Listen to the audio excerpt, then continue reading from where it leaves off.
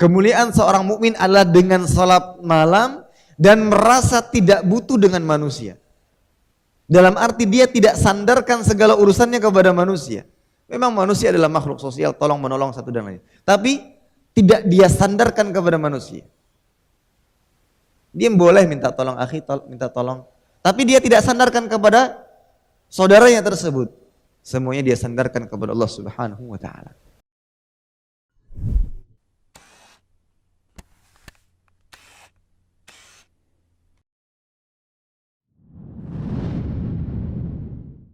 Bismillahirrahmanirrahim. Assalamualaikum warahmatullahi wabarakatuh. Innal hamdalillah nahmaduhu wa nasta'inuhu wa nastaghfiruhu wa nastahdihi wa natubu ilaihi wa na'udzu billahi min shururi anfusina wa sayyiati a'malina. May yahdihillahu fala mudilla lahu wa may yudlilhu fala hadiya lahu. Asyhadu an la ilaha illallah wahdahu la syarika lahu wa asyhadu anna Muhammadan 'abduhu wa rasuluhu la nabiyya wa la rasula ba'dah. Qala Allahu 'azza wa jalla ya ayyuhalladzina amanu taqullaha haqqa tuqatih wa la tamutunna illa wa antum muslimun. Fa inna asdaqal hadithi kitabullah wa khairal hadi hadi Muhammadin sallallahu alaihi wasallam wa syarral umuri muhdatsatuha fa inna kulla muhdatsatin fid dini bid'ah wa illa kulla bid'atin dhalalah wa kulla dhalalatin fin nar ayadzan billahi minan nar. Ikhwatal iman, ibu-ibu yang dimuliakan Allah Subhanahu wa taala, alhamdulillah senantiasa kita panjatkan rasa syukur kepada Allah Subhanahu wa taala atas segala kelimpahan nikmat, karunia, taufik beserta hidayahnya, sehingga Allah Subhanahu wa taala senantiasa memberikan kita kemudahan untuk terus beribadah kepadanya. Salat dan taslim senantiasa kita haturkan kepada junjungan kita Nabi Muhammad sallallahu alaihi wasallam serta kerabat beliau, para sahabat dan orang-orang yang senantiasa terus-menerus berada di jalannya sampai hari kiamat kelak. Ibu-ibu yang dimuliakan Allah Subhanahu wa taala, biidznillah taala pada kesempatan kali ini Kamis pekan keempat, insyaallah kita bersama-sama akan mengkaji dan mempelajari kitab Riyadhus Shalihin. Kitab Riyadhus Shalihin yang ditulis oleh Syekh Imam An-Nawawi, yaitu Yahya bin Syaraf An-Nawawi Ad-Dimashqi, salah seorang imam besar yang mana memiliki banyak muallafat, memiliki banyak karangan-karangan kitab yang dimanfaatkan oleh seluruh kaum muslimin. Di antaranya adalah kitab Riyadhus Shalihin. Tidak ada satupun di kalangan kaum muslimin, berbagai macam aliran kalau bisa kita katakan, pasti tahu yang disebut dengan kitab Riyadhus Shalihin. Sehingga ini betul-betul dimanfaatkan oleh seluruh kaum muslimin, ya, kitab yang ditulis oleh Syekh Imam An-Nawawi, Yahya bin Syaraf An-Nawawi Ad-Dimashqi. Semenjak kecil Imam An-Nawawi dikenal dengan perhatiannya kepada ilmu agama, sehingga beliau berhasil menghafal Al-Quran sebelum usia balik. Bahkan salah seorang syekh beliau melihat bagaimana kondisi Imam An-Nawawi tatkala masih kecil, yaitu Syekh Yasin bin Yusuf Az-Zarkasi. Beliau melihat Imam An-Nawawi menangis disebabkan karena dipaksa oleh kawan-kawannya untuk bermain. Jadi kawan-kawannya memaksa Imam An-Nawawi untuk bermain, Imam An-Nawawi tidak mau. Dengan paksaan tersebut membuat Imam An-Nawawi menangis. Syekh Yasin bin Yusuf melihat kondisi tersebut, beliau mengatakan, ini akan menjadi seorang imam yang besar. Maka benar adanya, karena begitu dekat perhatiannya dengan ilmu agama, sehingga beliau menjadi imam besar dan kitab-kitabnya dimanfaatkan oleh seluruh kaum muslimin. Di antaranya kitab yang akan kita kaji pada kali ini yaitu syarah Riyadhus Shalihin. Ya. Ibu-ibu yang Allah Subhanahu wa taala, kita akan memulai dengan kitab adab. Ya, kita akan memulai dengan pembahasan kitab adab. Baik.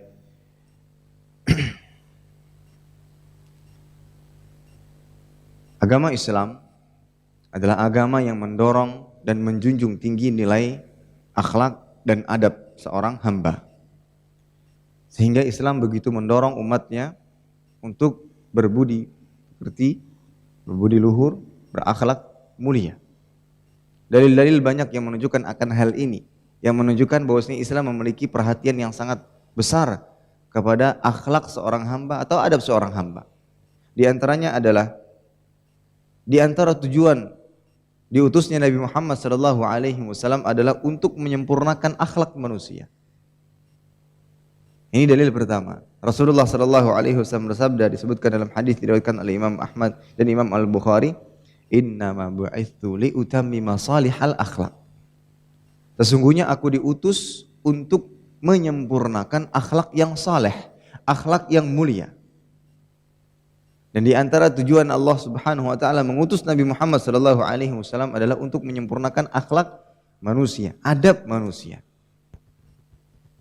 Dalil yang kedua menunjukkan bahwasanya adab memiliki peran penting dalam agama Islam adalah adab merupakan tanda kesempurnaan iman seseorang.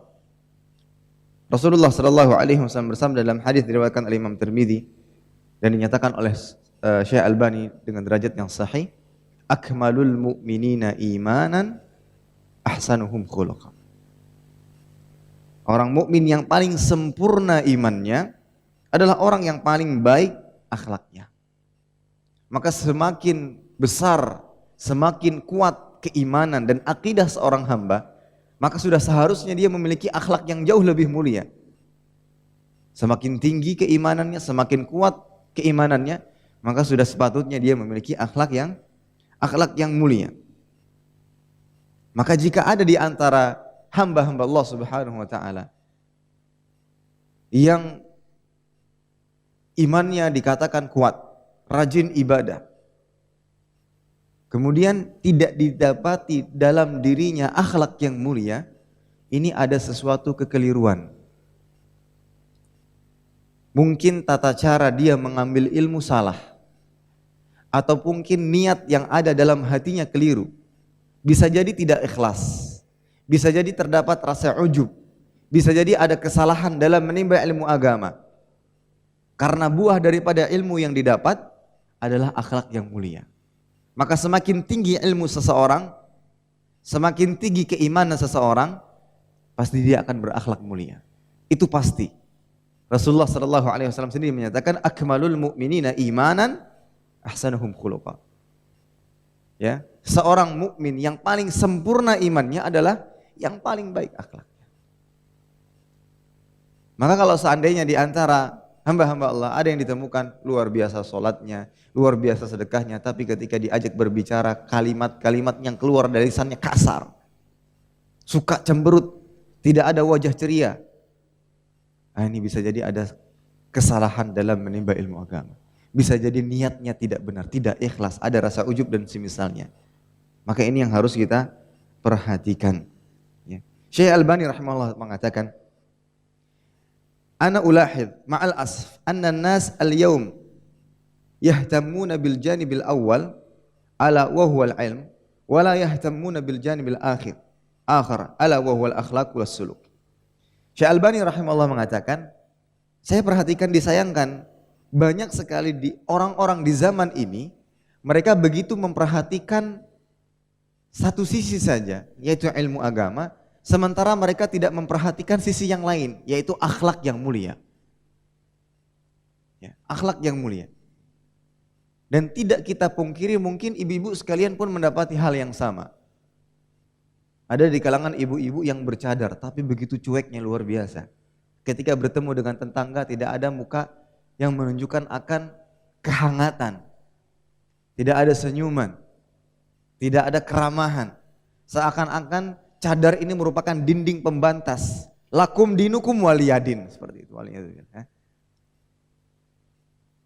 Syekh Al-Albani rahimahullah ta'ala menasihatkan kepada kita semua, jangan sampai kita hanya melihat dari sisi yang pertama. Orang-orang yang demikian pasti ini bermasalah niatnya. Ujub, merasa amalan yang dia miliki sudah sempurna, sehingga orang-orang yang tidak ada pada posisinya semuanya salah. Ini yang harus kita benahi, ibu-ibu sekalian. Sering kita ulangi bahwasanya pakaian yang ibu-ibu pakai saat ini, cadarnya, pakaian syar'inya yang berwarna hitam, itu bukan penghalang untuk senantiasa berperilaku baik, berakhlak mulia kepada sesama tetangga. Maka jangan sampai kita hanya melihat dari sisi ilmu agama saja yang kita semangat mengambil ilmu darinya, tapi kita tidak mempelajari dengan baik bagaimana tata cara adab atau berakhlak yang mulia. Kemudian yang ketiga, di antara dalil yang menunjukkan akan pentingnya akhlak yang mulia adalah kedudukan yang akan diraih oleh orang-orang yang berakhlak adalah kedudukan yang sangat dekat dengan Nabi Muhammad sallallahu alaihi wasallam. Rasulullah sallallahu alaihi wasallam bersabda dalam hadis yang diriwayatkan oleh Imam At-Tirmidzi, dinyatakan hasan oleh Syekh-Albani rahimahullah taala, "Inna min ahabbikum ilayya wa aqrabikum minni majlisan yaumal qiyamah ahasinakum akhlaq."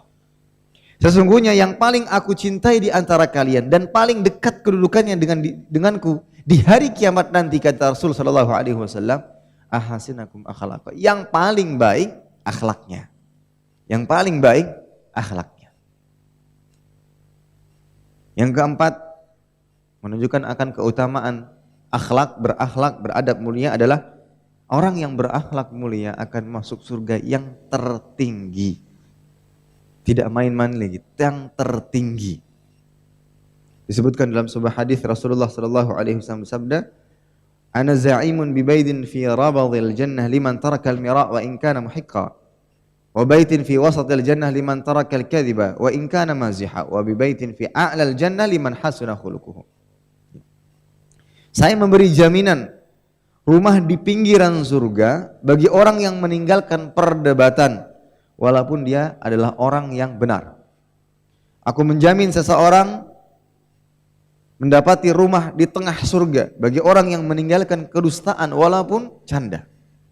Dan aku menjamin rumah di surga dengan tingkatan yang tertinggi, liman hasuna khuluquhu, barang siapa yang akhlaknya baik.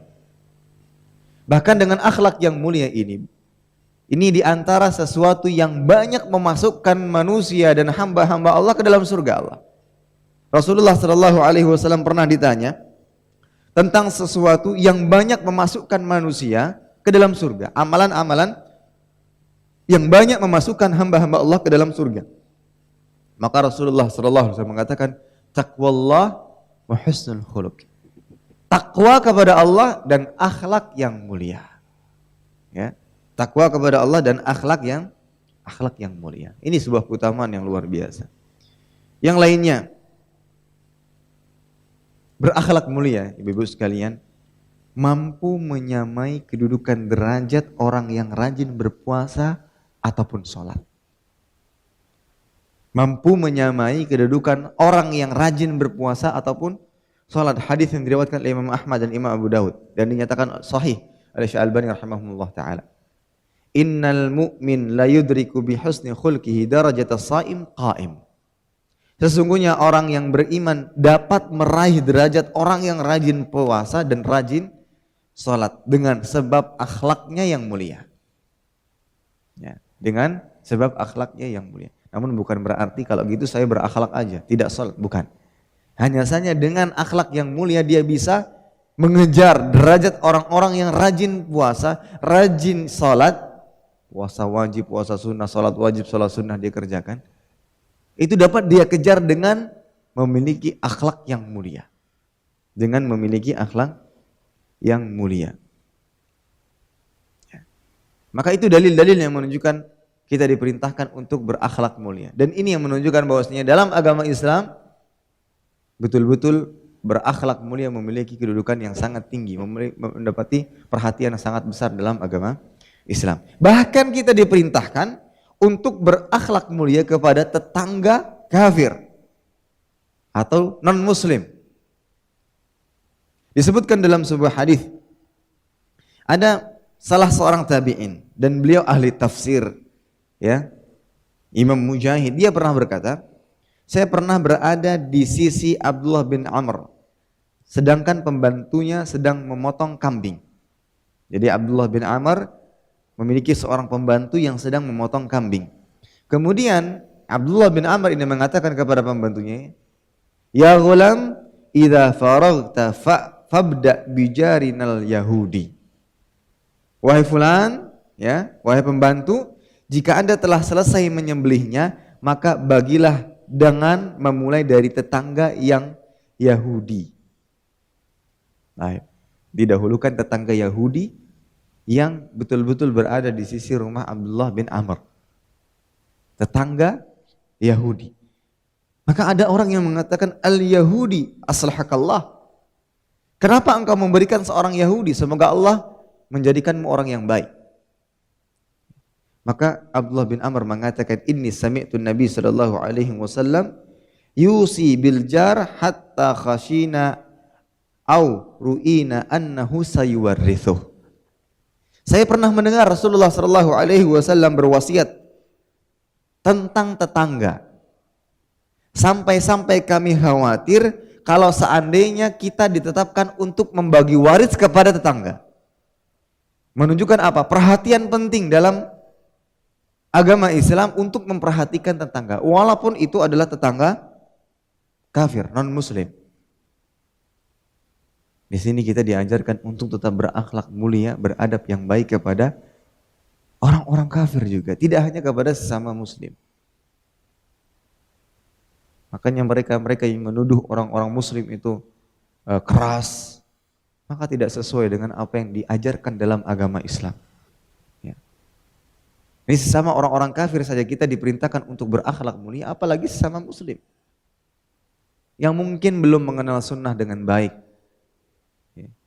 Maka harusnya kita lebih memiliki perhatian yang besar. Mudah-mudahan dengan akhlak tersebut akan menggerakkan hati mereka untuk lebih mengenal Islam dengan baik. Ya. Tentunya akan tetapi adab-adab baik dan toleransi dalam agama Islam ini tidak difahami secara kebablasan. Karena sebagian sekarang mereka memahami bahwasanya kita berakhlak mulia dengan orang-orang kafir. Sehingga mereka melewati batas yang sudah diatur dalam agama Islam. Ya. Di antara bentuk adab sesama manusia walaupun berbeda agama adalah seperti yang mereka katakan, boleh mengucapkan selamat ya hari-hari kebesarannya. Nah, ini tidak benar. Tetap ada aturan-aturan yang harus kita lihat. Ada batasan-batasannya. Hanya saja kita memperlakukan mereka sebagaimana manusia pada umumnya yang berhak mendapatkan senyuman, yang berhak mendapatkan akhlak yang baik, sopan santun dan semisalnya. Adapun yang sudah kaitannya dengan agama, maka barulah kita sampaikan lakum dinukum waliyadin. Untukmu agamamu, untuk agamaku. Ya. Hasan al-Basri rahimahullah mengatakan, adab yang baik kepada sesama manusia itu terkerucut kepada 3 hal. Yang pertama adalah kaful adza wa badzun nada wa talaqatul wajh. Adab yang baik itu akan terlihat kepada 3 hal, kata Hasan al-Basri. Yang pertama, kaful adza, tidak suka mengganggu.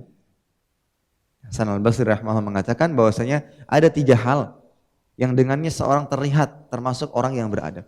Tidak suka mengganggu. Yang pertama adalah tidak suka mengganggu. Dengan apa? Dengan lisannya, dengan perbuatannya, atau bahkan dengan raut mukanya. Sama sekali. Karena ada sebagian orang yang terganggu ketika ketemu dengan seorang, kemudian ada kerutan pada keningnya, ada rasa masam dari mukanya misalnya. Itu membuat orang itu rasa tidak nyaman. Ini ada apa? Maka sama sekali orang yang berakhlak mulia adalah tidak suka mengganggu. Tidak suka mengganggu. Senantiasa senyum, ya, berperilaku baik. Dan ketika bertemu dengan wajah yang ceria, ibu-ibu yang bercadar pun bisa melakukannya. Ya. Tanpa harus melepas cadarnya, tapi ibu bisa menampakkan bahwasanya ibu sedang tersenyum. Biasanya kan kalau tersenyum itu mungkin ada sempitan di mata, gitu. Biasanya seperti itu. Itu tanda lagi senyum misalnya. Ya. Tapi kalau tidak tersenyum itu biasanya ada kerutan di dahi dan alis semakin melancip. Ini aliran mana misalkan ya, masuk masjid nggak salaman, terus banyak suudzon, ini paling numpang kencing aja di masjid ini. Nah seperti itu, tidak benar ya. Maka jangan mengganggu, ini diantara tanda orang yang berakhlak mulia. Yang kedua, suka menolong. Orang yang memiliki akhlak mulia itu suka menolong. Dan dia menolongnya tanpa memandang, oh ini kerabat saya, oh ini sealiran dengan saya, tidak. Siapa yang dipandang ini membutuhkan bantuan, maka kita tolong. Bahkan di situ ada nilai dakwah. Ya, ada nilai dakwahnya. Ketika jamaah Imam Syafi'i membutuhkan bantuan biaya untuk pengobatan, semangat. Tapi selain jamaah Imam Syafi'i, lain buhan kita juga. Ini ada apa dengan kalimat buhan kita, buhannya? Kita sama muslim, kalau bisa kita rangkul mereka, kita ajak mereka untuk lebih mengenal Islam dengan baik dan benar. Belajar agama, ajak mereka ke masjid, ajak kajian, belajar agama. Bahkan jika ada tetangga-tetangga kita yang membutuhkan bantuan, kemudian kita tolong. Bahkan kita yang paling banyak menolong dibandingkan tetangga yang lain, walaupun kita dikucilkan mungkin dalam daerah tersebut, karena penampilan kita bercadar, suami berjenggot misalnya. Tapi ternyata kita yang paling banyak membantu. Kita sampaikan kepada tetangga, ibu, bapak, kalau pian perlu apapun sampaikan kepada kami. Insya Allah kami siap. Luar biasa. Mana ikan akan mendorong para tetangga. Luar biasa. Ternyata orang yang bercadar dan berjenggot itu jauh lebih berakhlak daripada yang kita kira. Selama ini saya salah sangka, selama ini saya cuma suudzon karena disampaikan oleh orang-orang, orang yang cadaran, orang yang jenggot itu kasar. Coba kita praktikkan, suka menolong itu diantara ciri-ciri orang yang beradab yang baik. Nah yang ketiga adalah berwajah ceria dan senantiasa tersenyum, suka ceria. Ya tapi jangan senyum terus Bu ya, nggak ada sebabnya senyum. Jadi sangka orang ini. Ya ketika kita temunya perempuan-perempuan ya, perempuan-perempuan, laki-laki, senyum dan salam. Kalau kita tahu dia muslim, kita salam, kita sahabat. Assalamualaikum Ibu, sama-sama bapak-bapak. Assalamualaikum Pak. Nah biasanya kan ketika sholat 5 waktu, mungkin sholat subuh atau kita pulang habis dari masjid, terutama untuk bapak-bapak ya, pulang dari masjid akan ketemu dengan bapak-bapak yang lain yang mungkin tidak sholat pada masjid yang sama, tapi berdekatan rumahnya dengan kita, maka sapa, Assalamualaikum, senyuman dan salam, walaupun tanpa tanya kabar pian bagaimana, itu sudah meluluhkan hati seseorang, luar biasa akhlaknya baik. Nah maka ini 3 hal yang dikatakan oleh Hasan Al-Basri di antara ciri-ciri orang-orang yang berakhlak mulia. Ada hal yang perlu kita perhatikan. Kebanyakan orang memahami bahwasanya adab itu hanya kaitannya adab sesama manusia. Ya, sehingga mereka mengatakan bahwasanya saya nggak perlu belajar ilmu agama dulu. Kenapa? Ketika ditanyakan demikian, kenapa? Karena para ulama dulu belajar adabnya jauh lebih lama dibandingkan belajar ilmu agama. Jadi dia nggak mau duduk di majelis ilmu, nggak mau belajar tauhid, nggak mau belajar akidah, karena dia ingin mempelajari tentang adab dan akhlak. Karena yang dia pahami bahwasanya adab dan akhlak itu kaitannya hanya sesama manusia. Ini salah. Ya, ini adalah pemahaman yang keliru. Adab itu terdiri dari beberapa macam. Yang terpenting yang pertama, yaitu adab seorang hamba kepada Allah Subhanahu wa taala. Adab seorang hamba kepada Allah Subhanahu wa taala. Kemudian adab kepada Rasulnya dan syariatnya. Baru kemudian adab kepada sesama makhluk. Buat apa kita senantiasa senyum kepada manusia, membantu manusia, tapi kita kufur kepada Allah Subhanahu wa taala, waliyadzubillah. Buat apa seseorang berbuat baik kepada manusia, sering menyedekahkan hartanya kepada manusia, namun tidak ada satupun ibadah yang dia lakukan? Sia-sia. Banyak di antara orang-orang kafir yang mungkin mampu bersedekah jauh lebih banyak dibandingkan sedekahnya orang-orang muslim. Ketika terjadi bencana di sana, kemudian ada orang-orang kafir yang memiliki empati dan simpati, kemudian dia sedekahkan hartanya. Tapi dia tidak menyembah Allah Subhanahu wa taala, apakah itu bermanfaat baginya? Tidak. Maka yang harus kita perhatikan di sini adalah di antara adab-adab ini, ada adab yang utama yang harus kita perhatikan, yaitu adab seorang hamba kepada Allah Subhanahu wa taala. Bagaimana adab seorang hamba kepada Rasulnya sallallahu alaihi wasallam, kepada syariatnya. Kemudian baru adab kepada sesama makhluknya. Dan kita dituntut untuk beradab dalam hal itu semua. Ya, kita dituntut untuk beradab dalam hal itu semua. Tidak hanya adab kepada sama manusia saja. Tidak. Tapi juga beradab kepada Allah, beradab kepada Rasulnya sallallahu alaihi wasallam. Dan adab kepada Allah itu beberapa macam. Ini disebutkan dalam kitab Riyadhus Shalihin sini adalah memelihara hubungan dengannya. Yang pertama, memelihara hubungan dengan Allah agar tidak tercampuri dengan segala yang bisa merusaknya. Kesyirikan, ya, kemaksiatan, dosa besar. Jadi betul-betul seorang hamba di antara bentuk adabnya kepada Allah Jalla wa'ala adalah menjaga hubungannya dengan Allah. Dan tidak dicampuri sesuatu yang bisa merusak hubungan tersebut. Dengan kesyirikan, dosa besar, atau mungkin dosa kecil. Atau meninggalkan segala perintah Allah Subhanahu wa taala, melakukan segala larangan Allah. Ini sesuatu yang bisa merusak hubungan seorang hamba dengan Allah Subhanahu wa taala. Maka adab seorang hamba kepada Allah adalah dengan menjaga hubungan baik dengan Allah.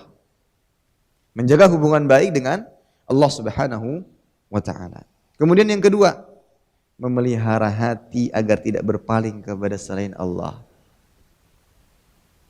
Memelihara hati agar tidak berpaling kepada selain Allah. Nah ini adab seorang hamba. Semuanya dia sandarkan kepada Allah Subhanahu wa taala. Dia tidak akan bergantung kepada manusia. Dia tidak akan gantungnya perasaannya kepada manusia. Semuanya dia sandarkan kepada Allah Subhanahu wa taala. Maka yang ketiga adalah memelihara keinginan agar tidak bergantung kepada hal-hal yang memancing amarahnya. Makanya kita diperintahkan adalah hanya menyandarkan diri kepada Allah Subhanahu wa taala. Dan itu adalah kemuliaan seorang muslim. Kemuliaan seorang mukmin. Dia tidak akan sandarkan segala urusannya kepada manusia. Karena dia akan sandarkan semuanya kepada Allah Subhanahu wa taala. Karena kemuliaan seorang muslim, izzuhu qiyamuhu bil lail wa istighna'uhu 'anil nas. Ya. Kemuliaan seorang mukmin adalah dengan salat malam dan merasa tidak butuh dengan manusia. Dalam arti dia tidak sandarkan segala urusannya kepada manusia. Memang manusia adalah makhluk sosial, tolong menolong satu dan lain. Tapi tidak dia sandarkan kepada manusia. Dia boleh minta tolong akhi, minta tolong. Tapi dia tidak sandarkan kepada saudaranya tersebut. Semuanya dia sandarkan kepada Allah Subhanahu wa taala. Terkadang kita ini mudah sekali menyandarkan urusan kita kepada berkeluh kesah kepada manusia. Berkeluh kesah kepada manusia. Sampai ada yang menyontohkan seperti ini. Ibu, gimana kabar pian? Alhamdulillah baik. Cuma anak saya lagi sakit. Ibu, gimana kabar pian? Alhamdulillah baik. Cuma saya bulan ini belum bisa membayar SPP anak. Ibu, bagaimana kabar kalian? Kabar saya baik. Cuma suami saya ini kurang baik akhlaknya. Jadi seakan-akan dia berkeluh kesah dengan manusia. Ini justru malah merendahkan diri seseorang. Jika dia punya masalah, jika dia punya keluhan, keluhkan kepada Allah Subhanahu wa taala. Sampaikan kepada Allah Subhanahu wa taala yang memiliki segalanya, yang mengatur segalanya. Itulah kemuliaan seorang yang beriman. Ya. Dia tidak sandarkan semua permasalahannya kepada manusia. Dia tidak sandarkan semua permasalahan kepada manusia. Wastighna'uhu 'anil nas. Kenapa? Karena kalau seseorang sandarkan segala urusannya, bahkan dia mengharap dari manusia, dipastikan akan berujung kepada kekecewaan. Ya, dia akan berujung kepada kekecewaan. Silahkan buktikan, dan saya rasa banyak yang mengalami. Dalam suatu hal dia sandarkan semuanya kepada manusia. Ulun minta tolong, lawan pian mudah-mudahan pian bisa bantu ulun ini. Ternyata tidak sesuai dengan harapan, kecewa. Dan banyak seperti itu. Makanya di antara adab yang mulia seorang hamba kepada Allah Subhanahu wa taala adalah dengan menyandarkan segala sesuatu hanya kepada Allah Subhanahu wa taala. Dan ini dicontohkan oleh para nabi kita yang mulia. Bagaimana lisan mereka ketika mereka berdoa kepada Allah Subhanahu wa taala, menunjukkan adanya adab yang mulia seorang hamba kepada Allah. Itu Nabi mencontohkan kepada kita semua. Di antaranya Nabi Isa alaihissalam mengatakan, in kuntu qultuhu faqad alimtah. Dalam surat Al-Maidah ayat 116, ini contoh. Nabi Isa alaihissalam mengatakan, jika aku pernah mengatakannya, maka tentulah engkau telah mengetahuinya. Ini adab yang luar biasa kepada Allah Subhanahu wa taala. Ya.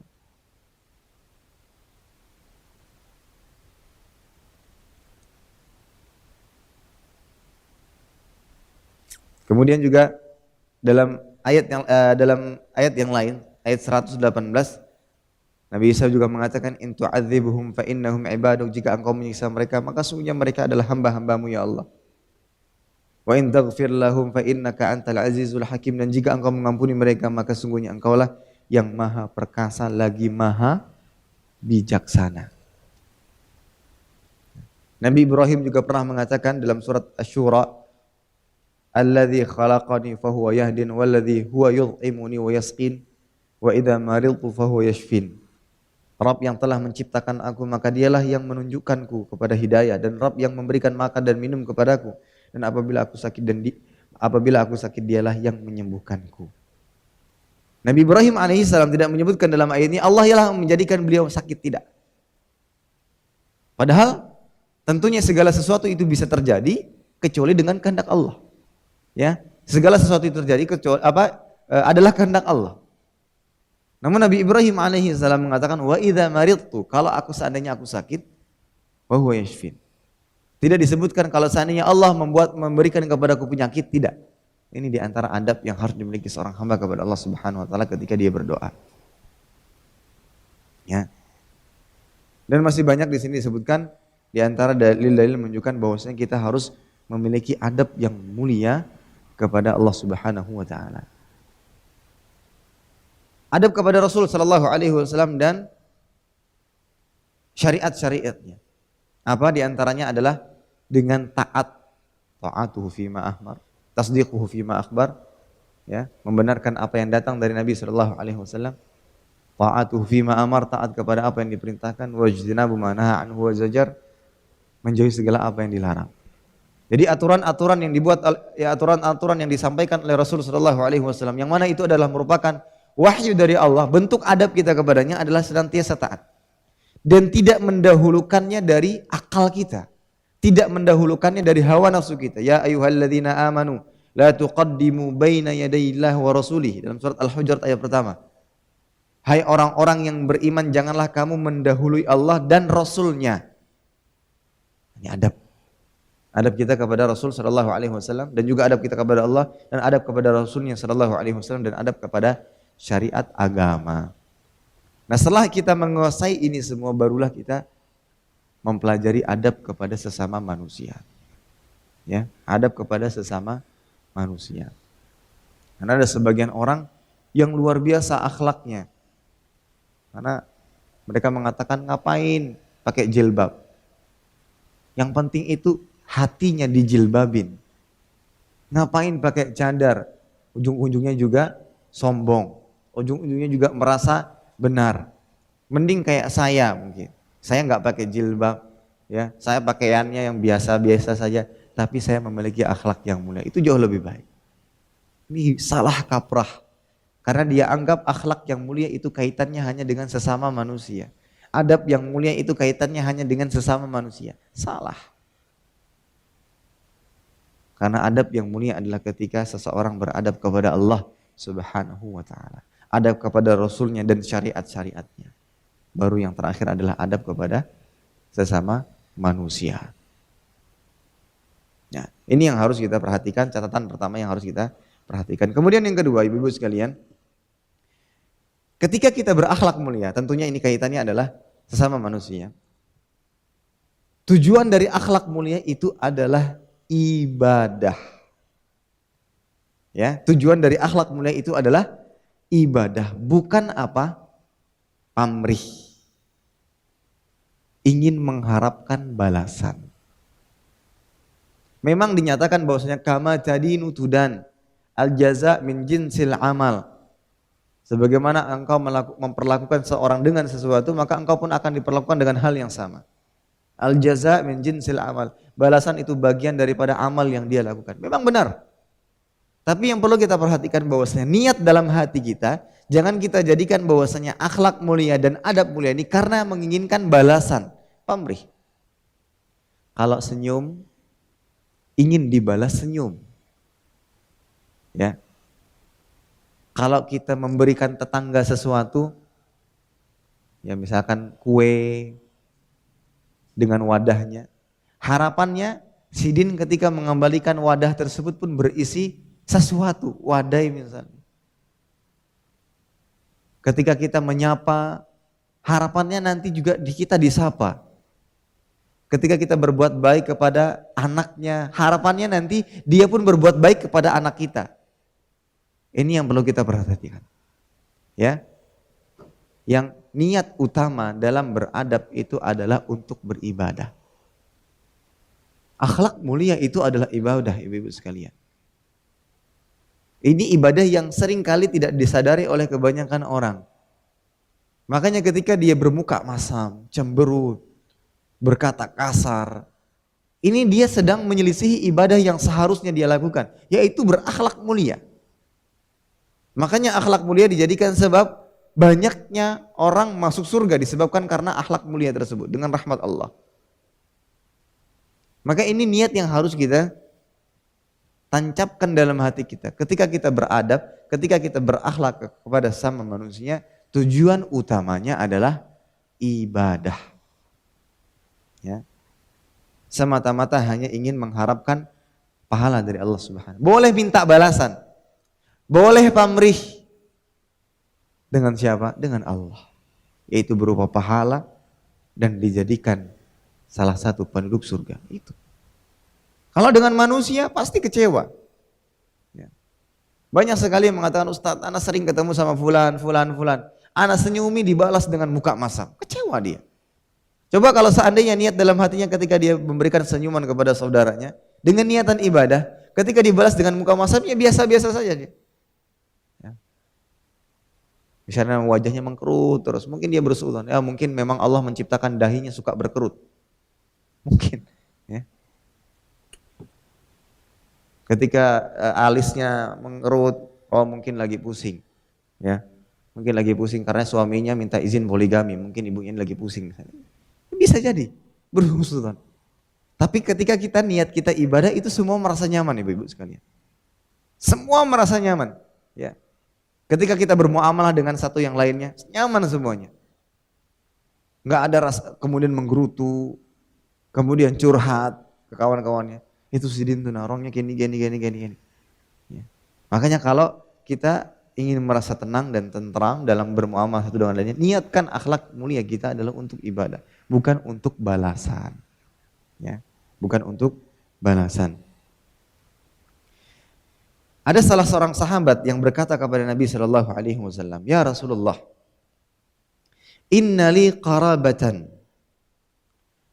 asiluhum wa yaqta'unani wa uhsinu ilaihim wa yusi'una ilayya wa ahlumu anhum wa yajhaluna alayya. Ya Rasulullah, sungguhnya aku memiliki kerabat. Aku berusaha menyambung silaturahmi dengan mereka, namun merekalah yang memutuskannya. Aku berbuat baik kepada mereka, namun merekalah yang tidak berbuat baik kepadaku. Aku bersabar dengan gangguan mereka, namun merekalah yang menyakitiku selama ini. Maka Rasulullah SAW mengatakan, la in kunta kama qult fa ka'annama tusifuhumul mal wa la yazalu ma'aka minallahi dhahirun 'alaihim ma dumta 'ala dzalik. Jika engkau benar apa yang engkau katakan, maka seakan-akan engkau memasukkan bara api ke mulut mereka. Dengan pertolongan Allah, Allah akan terus-menerus bersamamu dan mengalahkan mereka selama engkau bersikap demikian. Maksudnya ini apa? Kita diperintahkan untuk terus berbuat baik kepada mereka. Itu yang dimaksud oleh Nabi Shallallahu Alaihi Wasallam. Sabar dengan segala gangguan-gangguan yang ada. Ya. Memang terkadang cobaan terberat adalah ketika kita dijauhi oleh keluarga kita sendiri. Keluarga kita sendiri. Ketika kita sudah belajar mengenal sunnah, mana syariat yang harus dilakukan, mana yang bukan termasuk dalam syariat yang kemudian harus ditinggalkan.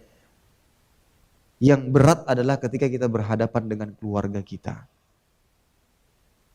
Sehingga ada sebagian orang yang merasakan, Ustaz, anak nggak kuat Ustaz. Anak nggak mau lagi ketemu sama bibi saya, anak nggak mau ketemu lagi sama paman saya. Mereka jahat kepada anak Ustaz.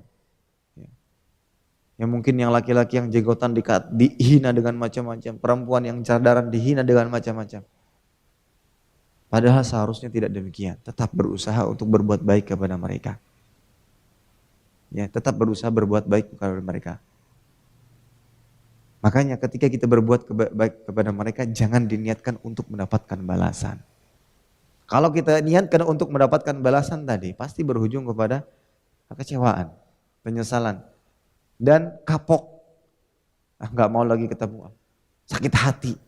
Misalnya. Jangan. Ya kalau kita ketemu, ya sudah salami. Dengan baik, dengan senyuman. Nah ini yang harus kita perhatikan. Ya. Karena dengan itu Allah Subhanahu wa taala akan memberikan kita pertolongan, ketetapan hati, kekuatan hati agar kita senantiasa menjadi hamba-hamba Allah Subhanahu wa taala yang memiliki akhlak yang mulia. Ada sebagian yang menceritakan saudara saya ini sudah berubah. Kalimatnya kasar, ucapan-ucapannya kasar.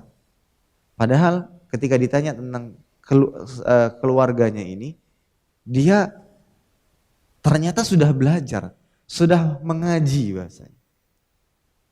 Tapi kenapa malah dijauhi keluarganya disebabkan karena perkataan-perkataannya. Ini ada sesuatu yang keliru.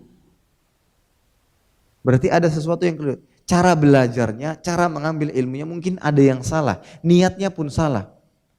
Seharusnya ketika dia belajar, seharusnya dia mengaji, malah menjadi buah senyuman bagi keluarga. Subhanallah. Si fulanah semenjak dia rajin belajar, menimba ilmu agama, sering sekali senyum, suka membantu. Seharusnya demikian. Maka ketika itu yang sudah dilihat oleh keluarga kita, maka tidak ada perkataan yang keluar dari lisan kita, melainkan mereka pun akan mendengarkannya. Nah, yang kebanyakan adalah ketika kita sudah ngaji, sudah belajar, datang ke rumah, ini salah, itu salah, semuanya salah, saya yang benar di sini. Mana mungkin akan diterima? Sekarang posisikan diri kita sebagai mereka.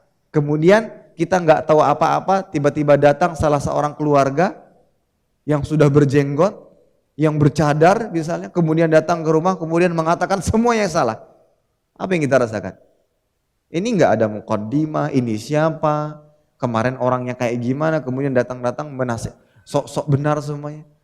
Maka mungkin kita ketika dalam posisi mereka pun akan mengatakan hal yang sama. Maka ini ada cara yang salah. Ya, ini ada cara yang salah. Makanya harus kita kedepankan adalah akhlak terlebih dahulu. Maka sebelum kita berucap, sebelum kita menasehati, maka tunjukkan kepada mereka, jadikan mereka bangga dengan keberadaan kita di tengah-tengah keluarga.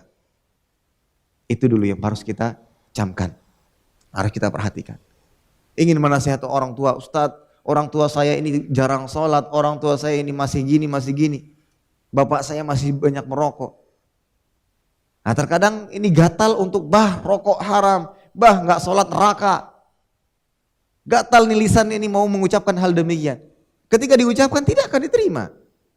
Maka yang harus kita tampakkan bahwa jadilah kita anak yang menjadi anak kebanggaan orang tua. Itu dulu. Ketika kita datang ke rumah itu senantiasa membuat orang tua tersenyum. Dengan akhlak kita. Kita belum ngomong apa-apa, orang tua sudah tersenyum. Ya. Kita tahu kesukaan orang tua, abah mama ini sukanya misalkan ini.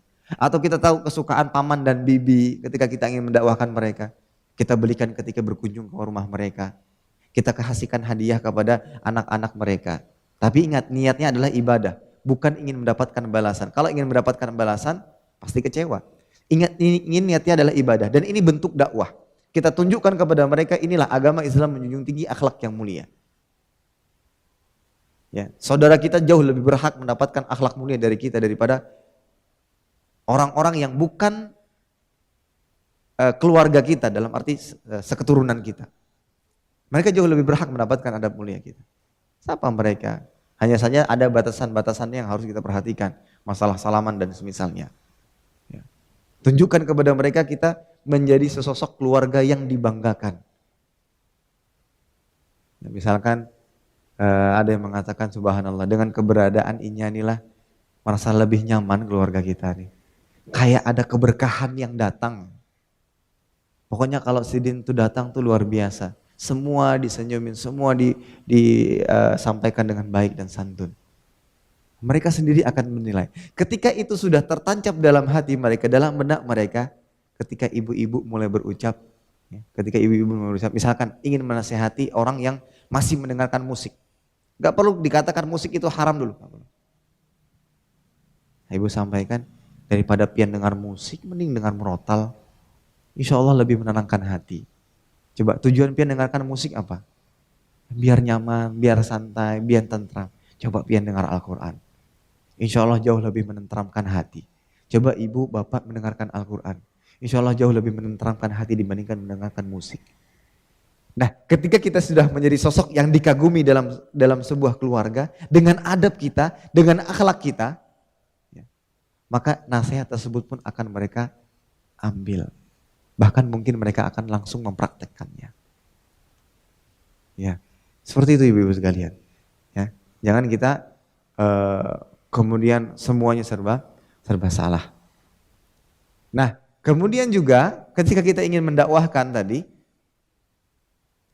kita jangan hanya terfokus kepada satu sisi saja. Dalam artian apa? Yang kita nasihati rokok, yang kita nasihati musik terus. Padahal ada pondasi agama yang harus mereka miliki terlebih dahulu, yaitu keimanan, akidah, tauhid. Ini yang kita sampaikan. Di satu sisi kita memberikan nasihat, menunjukkan akhlak yang baik, sisi lain kita berikan pengarahan mereka tentang masalah akidah. Ya. Nah, semua itu bisa kita raih ketika kita sudah memiliki adab. Kunci awalnya adalah adab. Kunci awalnya adalah akhlak yang mulia. Yang kita tunjukkan kepada keluarga kita dengan niatan ibadah. Sekali lagi, ini yang perlu kita catat. Dengan niatan ibadah. Ya. Dengan niatan ibadah. Allah Subhanahu wa taala berfirman dalam surat Al-Insan, "Innama nut'imukum liwajhillah la nuridu minkum jazaa'u wala syukura." Sungguhnya kami memberikan makanan kepadamu hanyalah untuk mengharapkan ridha Allah. Kami tidak menghendaki balasan dari kamu dan tidak pula ingin mendapatkan ucapan terima kasih. Terkadang kalau seandainya kita memberi, ingin mendapatkan ucapan terima kasih, ketika enggak diucapkan oleh orang yang kita kasih, kita kecewa kan? Seperti itu. Makanya yang harus kita niatkan adalah ibadah. Maka hati ini akan tentram dan akan nyaman. Makanya bab-bab yang akan kita pelajari nantinya itu adalah kaitannya dengan adab-adab keseharian kita. Nih, keutamaan malu dan perintah untuk berakhlak dengannya. Sifat malu termasuk ciri orang yang beradab. Kemudian senantiasa menjaga rahasia, menepati janji, memelihara kebaikan yang bisa dikerjakan, berkata-kata baik, berwajah ceria, dan banyak lain yang nantinya kita akan pelajari di sini. Ini yang akan mendorong kita untuk memiliki akhlak yang mulia. Dan kemudian kita bisa praktekkan dan amalkan dalam kehidupan kita, keseharian kita. Dan ini diantara bentuk memperjuangkan syariat Islam, ibu sekalian. Ini diantara bentuk menunjukkan syiar Islam. Wadzalika wa may yu'azzim sya'airallah fa innaha min taqwal qulub. Dan demikian barang siapa yang menjunjung tinggi, menampakkan syariat-syariat Allah, dan itu betul bentuk ketakwaan hati. Di antara syiar Islam yang harus ditampakkan adalah akhlak yang mulia. Akhlak yang mulia. Bukan hanya sekedar kita tampakkan kita sholat ke masjid, kita tampakkan kita kajian ilmu, kita tampakkan kita ibadah-ibadah yang lainnya. Tapi akhlak mulia itu pun di antara syiar Islam yang harus ditampakkan kepada sesama muslim, atau bahkan kepada orang-orang kafir. Kita tampakkan kepada mereka. Itu adalah syiar Islam. Ya.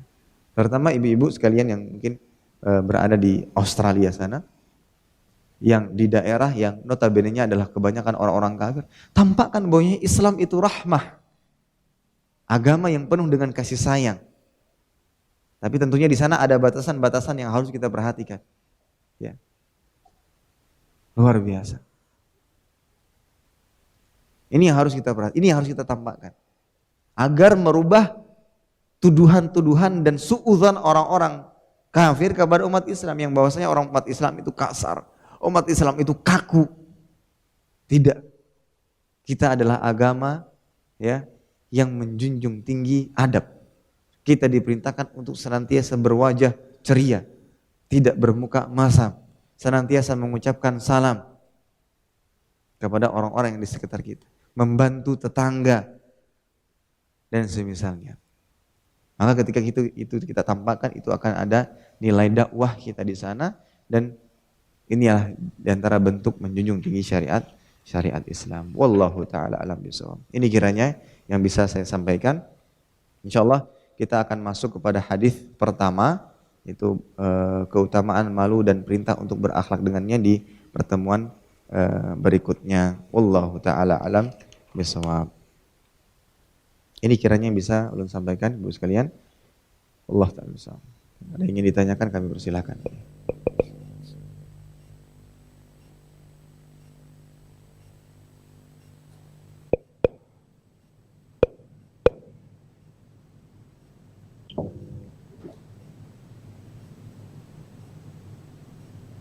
Silahkan Nursi bertanya.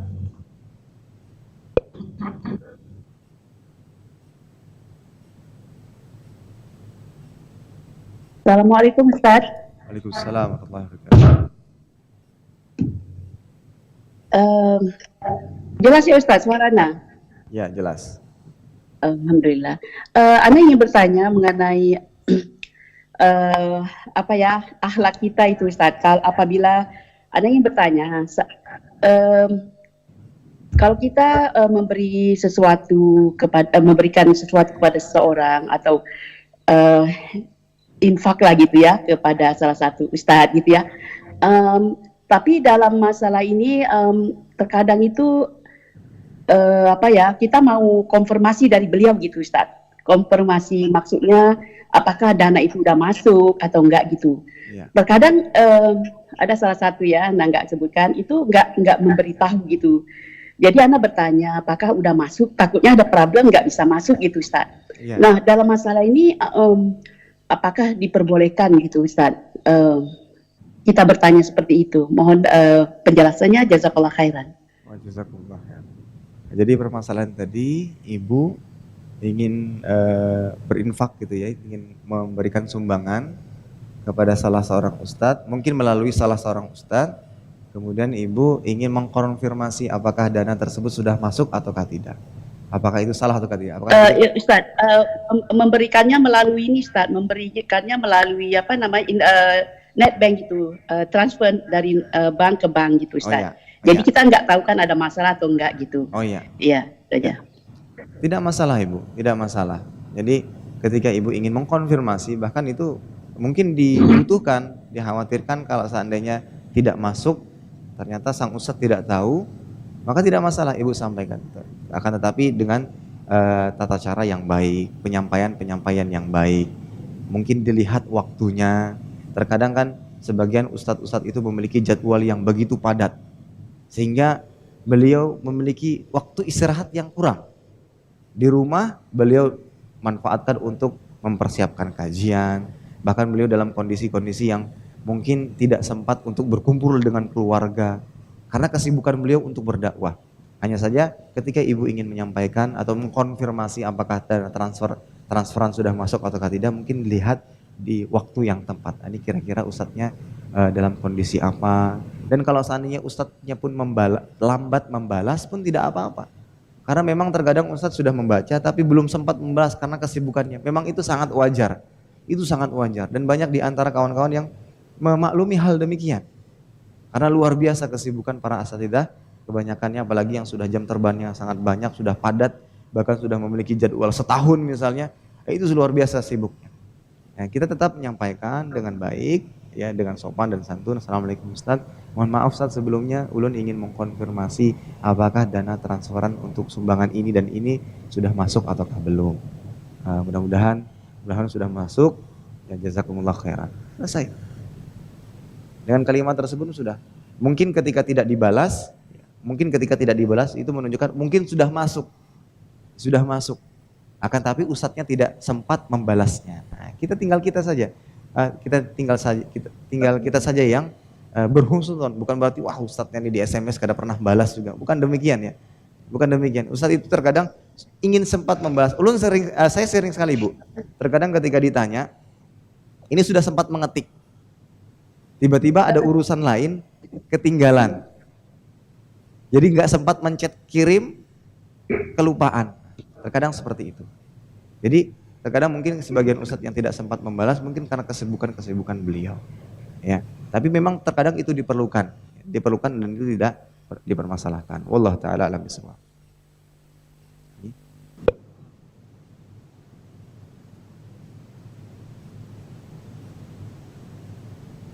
Ada? Kemudian.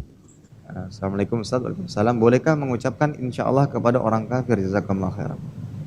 Insyaallah itu adalah ucapan yang diperuntukkan untuk diri kita sendiri.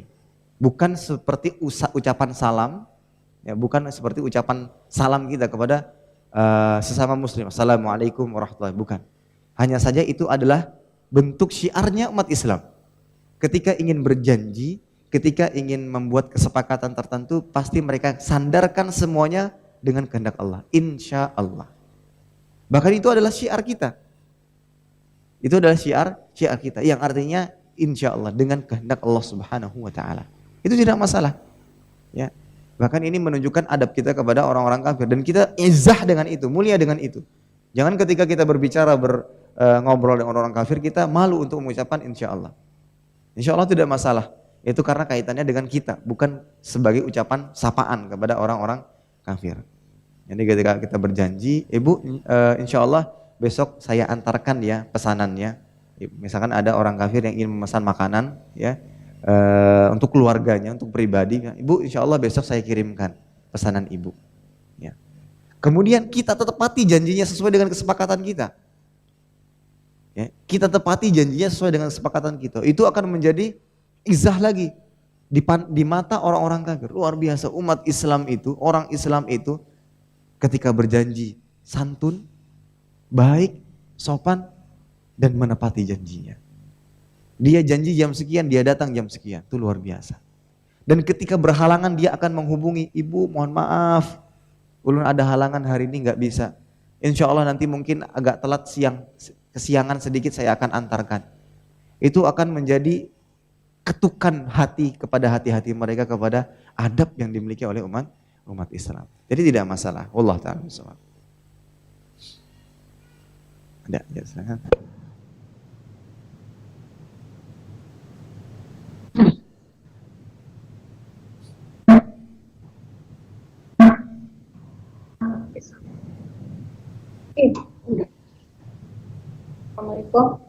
Assalamualaikum. Waalaikumsalam. Nggih. Pertanyaannya, bagaimana menyikapi kawan sesama kita Islam yang sangat liberal sekali cara berpikirnya dan juga sebagaimana tadi Ustaz katakan kalau dia itu sangat anti dengan orang yang berpendirian. Begitu kita udah buktikan orang ini baik dan kita rangkul dia, tapi masih Ustaz, bagaimana menyikapinya? Mohon maaf Bu, pertanyaannya kurang jelas, mungkin terlalu dekat ya. Speakernya terlalu mikrofonnya terlalu dekat mungkin. Agak dijauh. Mikrofonnya malah agak jauh ya. Assalamualaikum Ustaz. Waalaikumsalam. Menyikapi kawan kita sesama Islam yang cara berpikirnya sangat liberal sekali dan yang menganggap bahwa kita ini memang orang Islam ini tidak sebagus yang mereka katakan seperti orang yang non Islam. Oh ya, mungkin sedikit saya pahami bahwasanya bagaimana menanggapi orang-orang yang menganggap umat Islam itu malah tidak sebagus orang non-Islam gitu Ibu ya? Iya. Ya. Kebanyakan orang non-Islam pun sendiri pada hakikatnya mereka mengamalkan apa yang diajarkan dalam agama Islam. Kebanyakan kalau kita lihat syariat apa yang mereka lakukan, kedisiplinan mereka seperti di orang-orang Jepang, kegigihan mereka, kebaikan mereka, itu semua diajarkan di dalam agama Islam. Maka ketika dikatakan seperti itu, satu itu mungkin bentuk introspeksi diri kita, evaluasi diri kita. Mungkin kebanyakan umat Islam masih demikian, tapi tidak bisa disandarkan kepada agama Islamnya, tidak. Itu individu, sebagaimanapun di antara orang-orang kafir ada sebagai penjahat. Ya. Tidak bisa dikatakan bahwasanya itu disandarkan kepada Islam. Oh, umat Islam itu kasar, umat Islam itu tidak baik, tidak. Padahal kalau kita lihat syariatnya, kita buka Al-Quran, kita buka hadis, kita lihat bagaimana pendahulu kita, Rasulullah SAW, para sahabat radhiyallahu taala anhum ajmain, mereka memiliki akhlak yang luar biasa. Rasulullah berakhlak seperti Al-Quran. Ya. Kana khuluquhul Quran wa innaka ala khuluqin azim. Maka mungkin itu sebagai nasihat bagi kita semua untuk lebih memperbaiki akhlak kita. Ya. Namun kalau seandainya mereka menuduh dengan tuduhan bahwasanya orang-orang Islam, umat-umat Islam itu kasar semuanya, maka itu tuduhan yang tidak benar dan tidak bisa disandarkan kepada agamanya. Karena itu individu. Nah, karena itu adalah individu. Yang tidak kita pungkiri di antara umat Islam pun ada yang berbuat jahat. Dia beragama Islam. Tidak kita pungkiri. Tapi karena individunya berdosa, melakukan maksiat, tidak berbuat baik, tidak berakhlak mulia. Itu individunya karena tidak menjunjung tinggi syariat Islam. Tapi kalau kita lihat syariatnya dengan dalil-dalil yang kita sebutkan tadi, itu menunjukkan Islam sangat sekali menjunjung tinggi yang namanya akhlak mulia.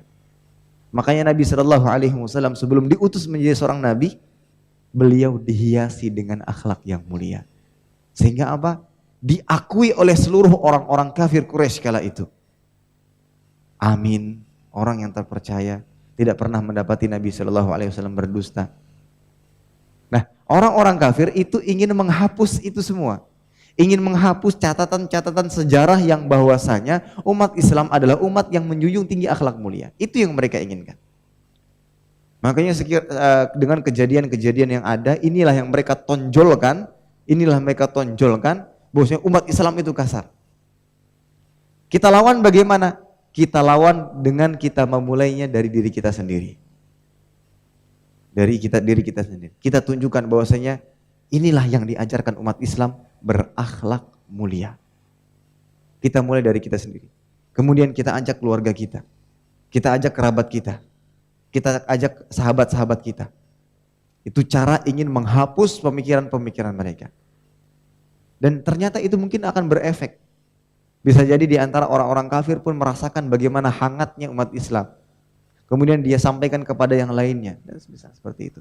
Itu cara kita melawan tuduhan-tuduhan tersebut. Wallahu taala alam bisawab. Baik. Barakallahu fik barakallah. Bagaimana memotivasi anak agar selalu memiliki adab atau akhlak yang mulia kepada kedua orang tuanya?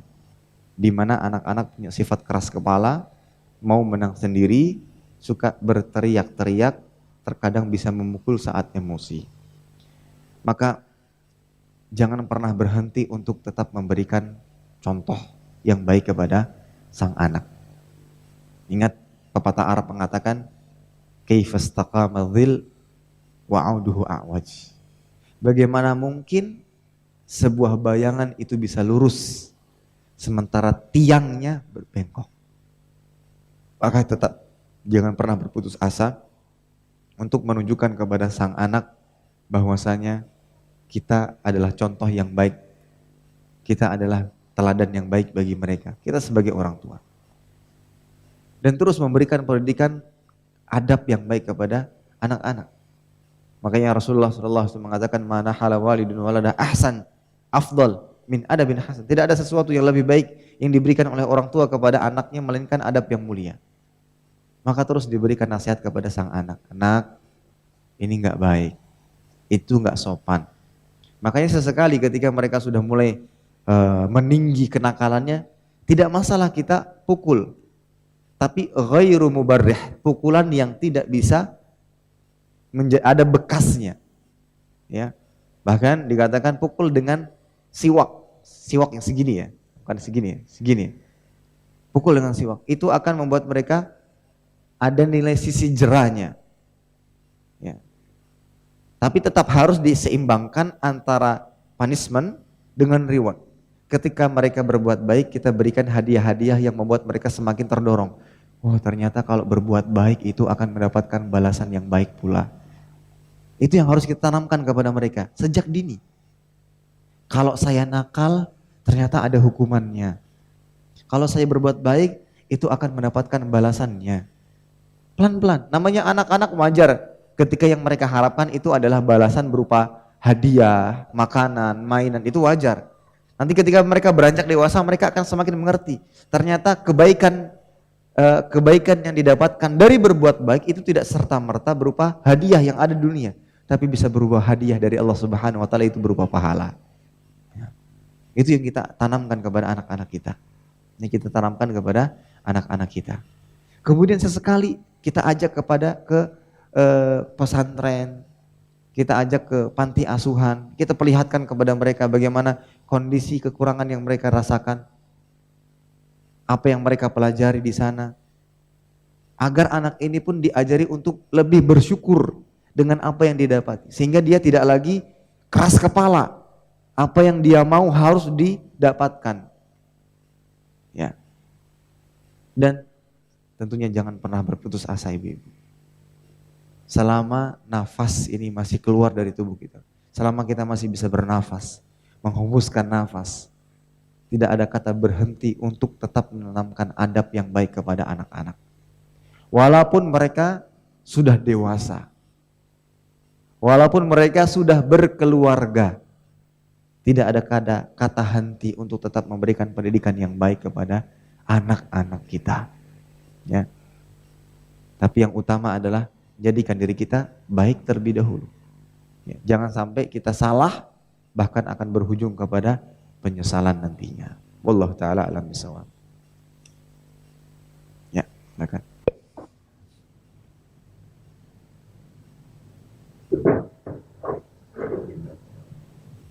Assalamualaikum Ustaz. Waalaikumsalam warahmatullahi wabarakatuh.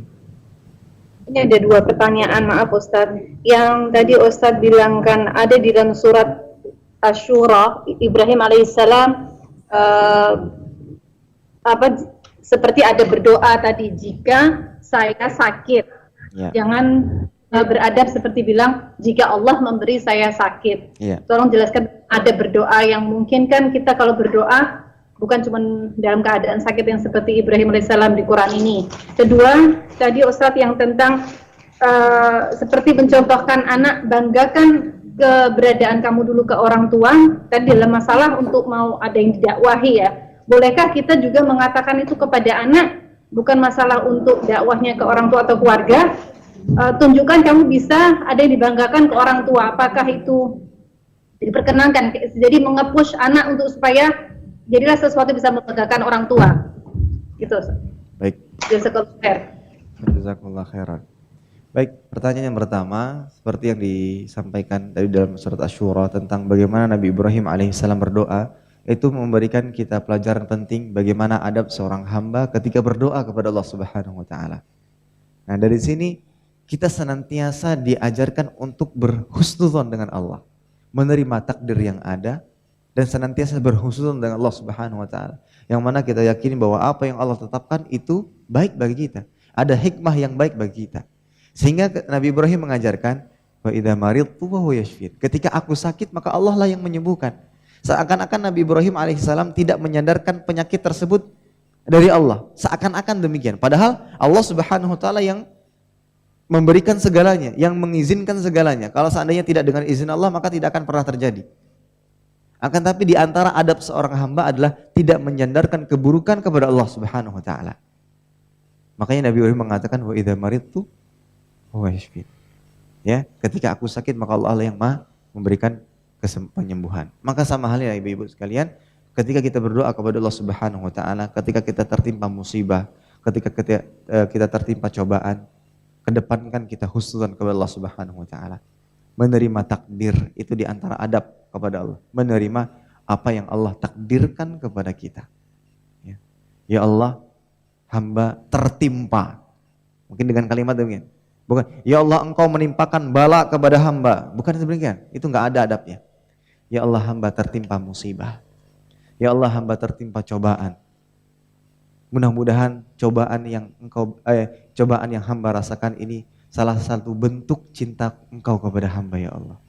Bukan disebabkan karena dosa yang hamba lakukan.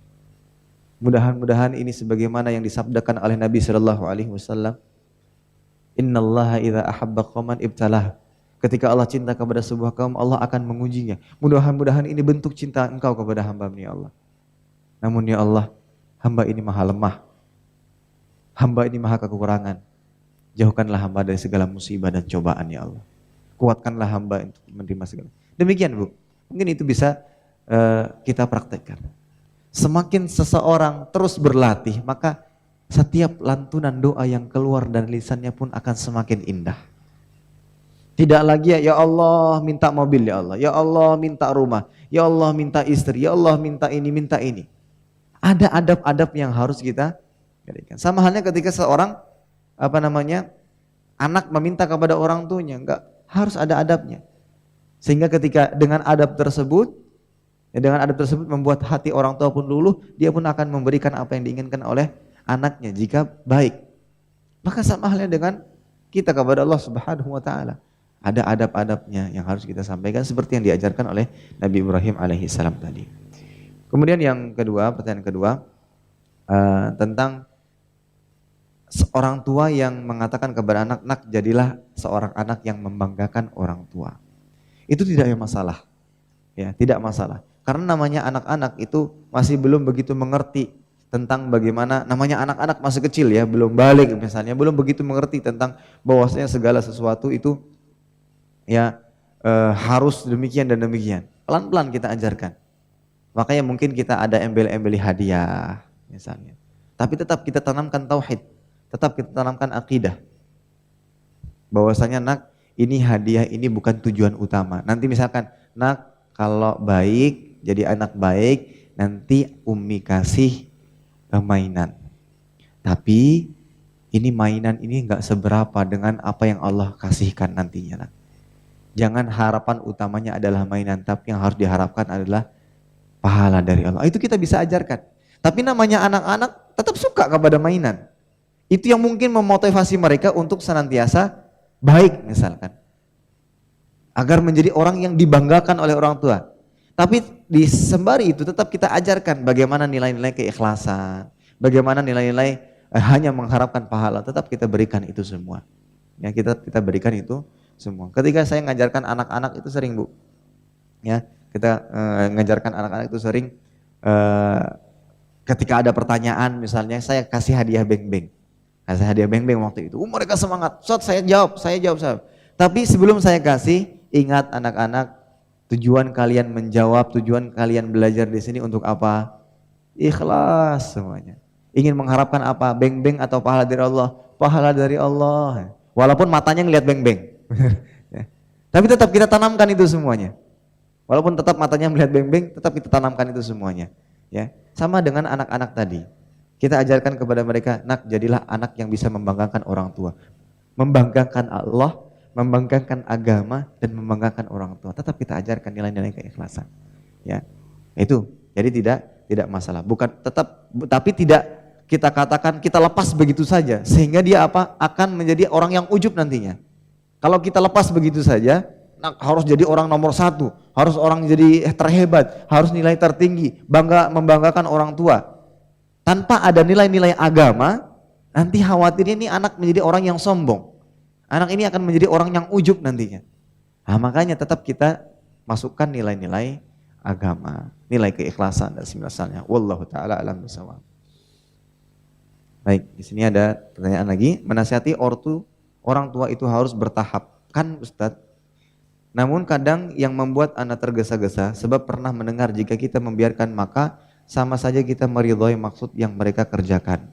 Tetapi kadang saat ana sudah menasihati mereka tidak langsung melakukannya atau meninggalkannya. Atau melakukan maksiat. Mohon penjelasannya bagaimana seharusnya. Dalam kitab tentang dakwah itu ya, bagaimana mura'at ahwal mukhatabin, bagaimana memperhatikan kondisi audien dakwah, itu ada yang disebut dengan ta'jilul hajah, ta'jilul haq ila waqtil hajah. Ya. Ini tepat, ta'jilul haq ila waqtil hajah. Mengundurkan penyampaian kebenaran sampai waktu yang tepat. Sampai waktu yang tepat. Makanya harus ada tahapan. Harus ada tahapan. Bukan berarti serta-merta kita ketika kita bertahap dalam berdakwah kemudian kita meridhoi apa yang dia lakukan. Ya, bukan berarti demikian, tidak.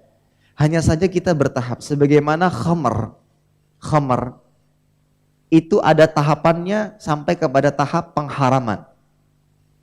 Yang pertama, la taqrabus sholata wa antum sukara, janganlah dekati salat dalam kondisi mabuk. Kemudian disampaikan bahwasanya khamar itu ada manfaatnya dan ada madaratnya, tapi madaratnya jauh lebih besar. Ada tahapannya. Maka sama halnya dalam berdakwah pun ada tahapannya. Ya, ada tahapannya. Kita lihat apa yang ingin kita nasihati kepada orang tua kita. Misalkan orang tua kita masih suka mendengarkan musik tadi. Ada tahapannya. Ya, pertama, ya tadi kita sudah bekali diri kita dengan akhlak yang mulia. Kemudian kita sampaikan, Pak, kita mendengarkan Al-Quran aja ya. Mendengarkan Al-Quran jauh lebih menenangkan hati. Belum sampai kepada penyampaian musik itu haram dalam agama. Hanya saja kita alihkan kepada sesuatu yang jauh lebih baik menurut pandangan agama. Yang jauh lebih menenangkan hati dibandingkan musik. Sambil kita tanamkan kepada orang tua kita tentang akidah, tentang keimanan. Orang-orang beriman, orang-orang bertauhid itu ketika mendengar perintah, ketika mendengar larangan, tidak ada yang keluar dari lisan mereka melainkan sami'na wa ata'na. Itu orang beriman. Nah, itu yang kita bekali kepada orang-orang tua kita. Jangan hanya terfokus kepada sesuatu hal yang ingin kita rubah dari orang tua kita. Perlahan demi perlahan. Kayak masalah khamar ini, ya, ulun teringat kisah dari salah seorang pendai dan beliau termasuk keluarga ulun sendiri. Beliau waktu itu bercerita, Arif, dulu mbah pernah berdakwah di suatu tempat yang perjudian itu sudah ibarat dilegalkan dalam daerah tersebut, sudah kayak legal. Sehingga apa? Minuman khamar itu menjadi minuman yang sudah biasa. Sudah menjadi minuman yang biasa. Ketika datang ke rumah, pian mau teh kah, kopi kah, atau ini kalau di tempat mereka, pian mau bintang apa whisky apa seperti itu. Sudah biasa. Nah, kala itu saya diperintahkan atau dikirim untuk berdakwah ke sana. Nah, ketika beliau mulai berdakwah, yang beliau ajarkan tidak macam-macam. Yang beliau ajarkan adalah, yuk kita belajar ngaji. Tahsin, itu yang diajarkan, tahsin. Nggak ada kaitannya dengan khamar haram ini, judi haram, enggak. Belajar tahsin, membaca al-Fatihah, a'udzu billahi minasyaitonir rajim. Bismillah. Diajarkan harfan, huruf demi huruf. Bagaimana mengucapkan hak yang baik seperti itu. Itu yang diajarkan. Dan itu berjalan ya, walaupun setengah-setengah, ada yang masih malas, ada yang namanya mereka peminum. Dan judi itu sudah hal yang biasa di daerah tersebut. Dan minuman itu sudah biasa. Tapi alhamdulillah mereka mau mengaji, belajar ngaji. Ya, belajar ngaji. Ini Anda dengar cerita dari beliau. Kemudian hari demi hari mereka ini penasaran, murid-murid penasaran, Ustadz, kenapa sih pian nggak pernah menyentuh pembahasan khamar? Ya, menyentuh pembahasan khamar. Padahal dai-dai sebelum pian tuh hanya baru duduk sekali, sudah khamar haram. Makanya mereka cuma bertahan sehari saja. ini sampean nggak pernah menyentuh pembahasan khamar minuman keras. Ini waktu itu mereka khamar itu sudah menjadi hidangan biasa. Kata sang ustadz ini dengan santunnya, dengan lemah lembutnya beliau mengatakan, kenapa? Emang ada apa dengan minum? Kamu minum, saya juga minum. Ya, kamu minum, saya juga minum. Kamu minum cap topi miring, saya minum cap mangga. Sama-sama cap ya. Tapi itu cap topi miring itu minuman keras, cap mangga ini mungkin sirup mangga maksudnya. Beliau bahasakan demikian. Kita sama-sama minum. Saya di rumah masih ada stok cap mangga. Masih beliau alihkan. Tahapan pertama. Ya, tahapan pertama. Hanya saja kata beliau, hanya saja kalau ngaji jangan minumlah dulu. Ya, jangan minum dulu lah. Kan nanti nggak fokus belajar tahsinnya.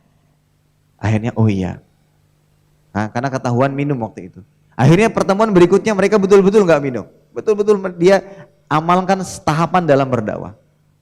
Terus selanjutnya, ketika sampai ayat yas'alunaka 'anil khamri wal maisir qul fihima itsmun kabir wa manafi'u linnas. Ini berarti kan kalau dari Al-Baqarah sampai ayat tersebut perlu berapa lama? Lama. Enggak sebentar itu. Jadi betul-betul sabar luar biasa beliau menceritakan. Sampai ketemu ayat tersebut beliau jelaskan. Khamar itu ada manfaat dan ada madaratnya. Tapi madaratnya jauh lebih banyak. Contohnya apa? Ini bapak-bapak sekalian coba bayangkan ketika minum khamar. Kemudian mabuk. Kemudian menggelinding-gelinding di jalanan masuk ke got. Gak malu sama anak-anak bapak. Gak malu apa? Jadi ditanamkan rasa tersebut. Oh ternyata mereka memahami bahwasanya khamar itu ada madaratnya jauh lebih banyak. Ada manfaatnya, ada mungkin membuat tenang, nyaman, nggak ada kepikiran masalah-masalah. Sampai sendiri mereka menemukan dalam surat Al-Maidah, ya, innamal khamru wal maisir wal ansabu wal azlamu rijsun min amali syaitan fajtanibuhu. Langsung datang ke Ustadz, ini ayat apa ini Ustadz? Ini di sini sebutkan khamr itu haram Ustadz, mereka baca artinya. Ya sudah, berarti kalian sudah tahu. Kenapa Ustadz nggak nyampaikan dari awal ayat ini? Kata Ustadznya, kalau anak nyampaikan langsung ayat ini kepala anak memang sudah nggak ada, terpisah dari badannya. Dari situlah mereka paham betul-betul tentang khamar. Kenapa beliau begitu sabar, ya, begitu sabar dalam dakwah seperti ini? Beliau ceritakan, Arif, anak dulu teringat dengan pesan guru saya. Kaidah dalam berdakwah. Ambil kaidah dalam berdakwah ibarat seorang menangkap ikan. Tangkap ikannya, jangan keruhkan airnya. Itu dalam dakwah. Tangkap ikannya, jangan keruhkan airnya. Ibu-ibu ingin berdakwah ke keluarga. Ada yang ingin berdakwah kepada orang tuanya. Tangkap perhatiannya dengan agama, ubah dia menjadi sesosok yang baik tanpa harus merusak hubungan rumah dalam keluarga. Terkadang ada sebagian orang yang dakwah kemudian ini menyampaikan kebenaran, ingin ini, tapi dia keruhkan, dia rusak rumah tangga, dia rusak keluarga. Makanya sabar, tahap demi tahap. Ya. Harus punya strategi dalam dakwah. Namanya dakwah itu harus punya strategi. Ibarat perang harus punya strategi. Apa harus strategi? Oh, saya harus bekali diri dengan akhlak mulia. Ya, harus saya tunjukkan itikat baik kepada mereka. Sehingga mereka ketika mendengar apa yang kita ucapkan pun baik.